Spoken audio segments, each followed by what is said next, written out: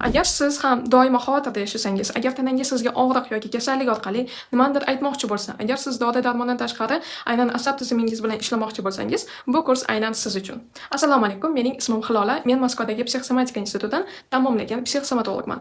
Bir vaqtlar men ham autoimmun kasallik bilan kurashganman. Turli usullarni sinab ko'rdim, lekin haqiqiy o'zgarish tanamga emas, o'zimga boshqacha nigoh bilan qarashni o'rganganimdan keyin boshlandi. Psixosomatika va kompleks yondashuv orqali men nafaqat sog'lig'imni, balki hayotimdagi xotirjamlikni ham qayta topdim. Ko'pchilik faqat kasallikdan emas, doimiy stressdan, xavotirdan, charchoqdan va boshidagi tinmaydigan o'ylardan ham azob chekishadi. Bu kursda siz psixosomatikaning asoslarini oddiy va tushunarli tilda o'rganasiz. Miyamiz qanday ishlaydi? Nega stress yillar davomida tanada saqlanib qoladi? Nega ba'zi his-tuyg'ular kasalliklarga olib keladi va ta'sir qiladi? Tanamiz bizga qanday signallar yuboradi? Va eng muhimi, bu jarayonlar bilan mustaqil ravishda qanday ishlash mumkin? Kurs ichida shularni bilib olasiz. Demak, kursda video darslar, meditatsiyalar, amaliy mashqlar, kundalik yuritishlar va hamma informatsiyalar joylashgan bo'ladi. Agar siz ham xotirjamlikni, qalbingizda yengillikni va tanangizda sog'liqni his qilishni istasangiz, men sizni kursimda kutib qolaman.